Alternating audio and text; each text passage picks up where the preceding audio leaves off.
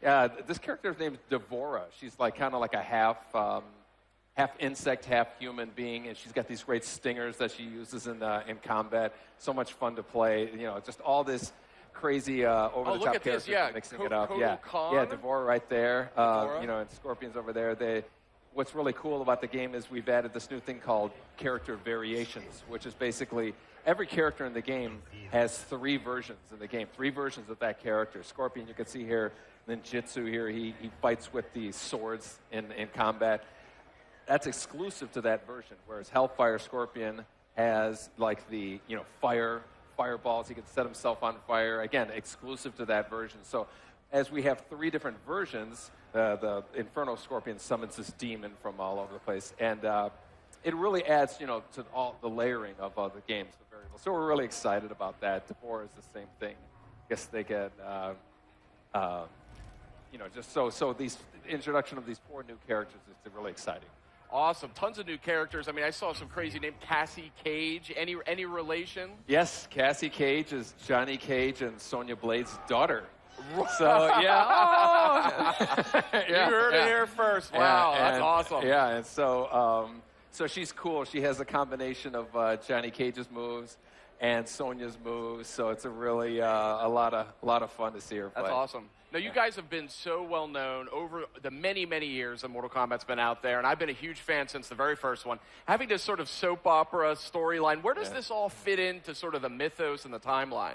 Well, it's actually, the story takes place over the span of you know, right after the MK9 ended, and then it goes as far as 25 years into the future. Wow. So, you know, you're gonna see some aged MK characters. You're going to see, you know, some next generation stuff, and so it's really we're really taking a dramatic approach with the story of the game. Nice. Now we got some gameplay going right now, looking great on PS4. I mean, these backgrounds are incredibly dynamic.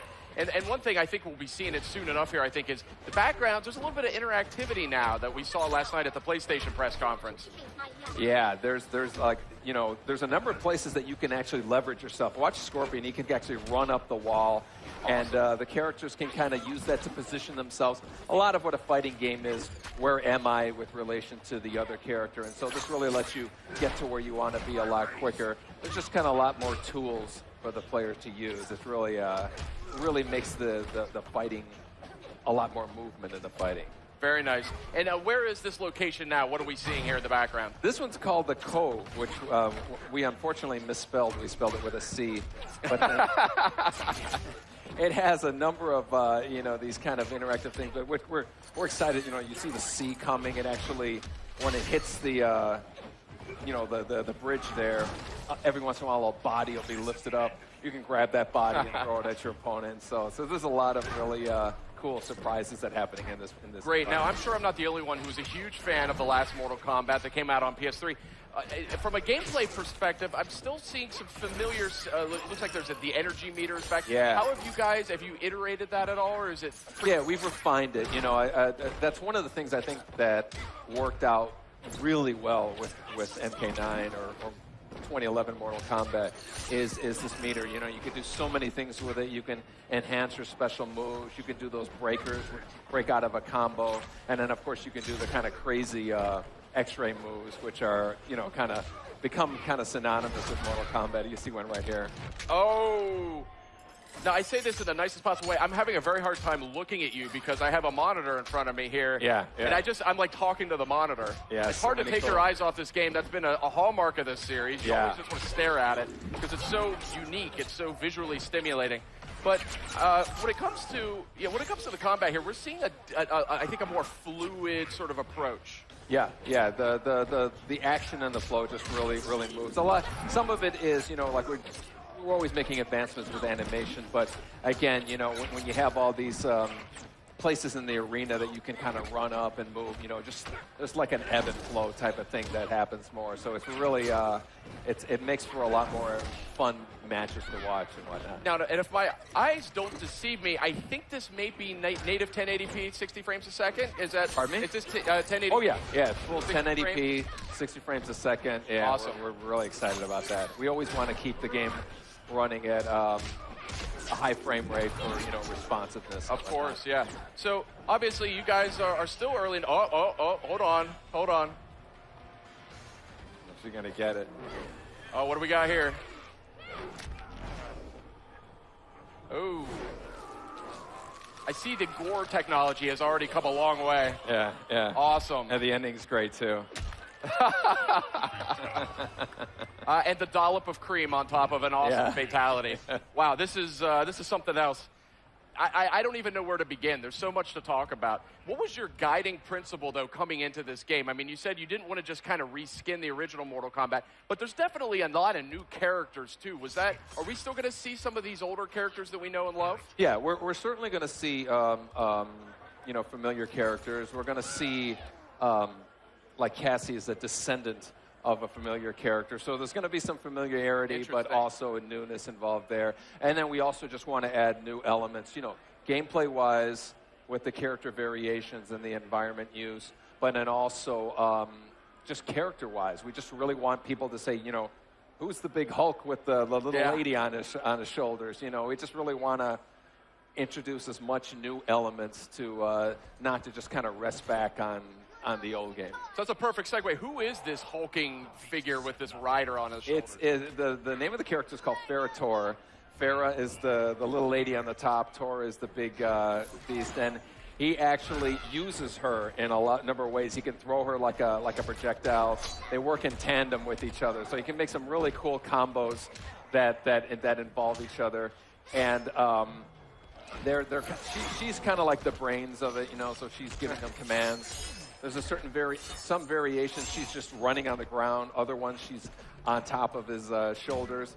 And there's another one where she stabs him and kind of makes him start bleeding, which enrages him, and then he does a lot more damage. It's a great kind of risk-reward type of thing.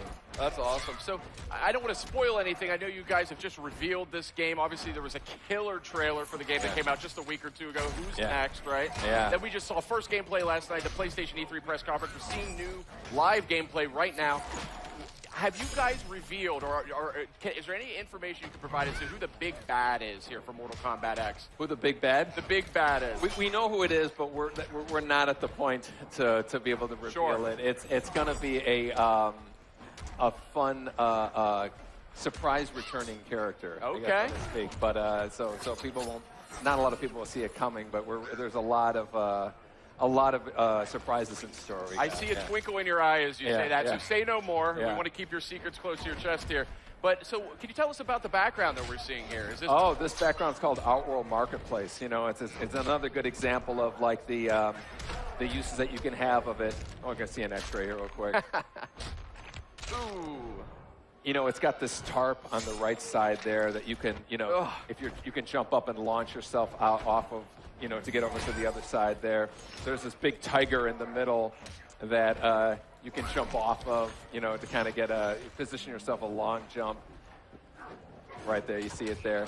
And then there's this, I think she's already been thrown. There's this old lady that we call Blanche that you can grab and throw at your opponent there, and she doesn't survive the throw. So, but yeah, this is one of our brand new environments here. And again, there's a number of interactive things that you can do.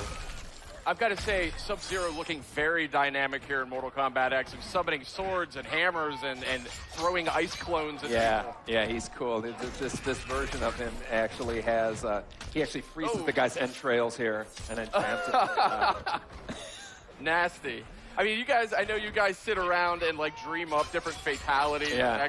I mean, I got to say, were they all-nighter sessions on Mortal Kombat X? Because these are the most creative I've seen yet. Yeah, we have these fun meetings that are here's a good fatality. Fatality, somebody says, I want to grab somebody's spine and break it, lift them up in the air and split them in half. So it's nice little nod to Mortal Kombat 3's fatality. Yeah, exactly. Very nice. So we have these meetings and everybody comes up with ideas, and the ones that people say there's no way we can do it, those are the first ones we start working on. So.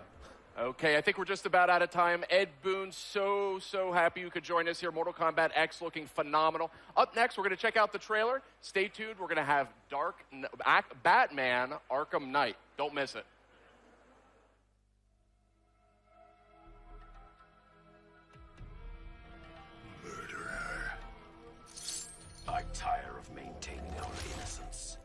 I will relieve you of your burden. You offend this one, Ferra. What Ladybug do about it? Exterminate. Fight.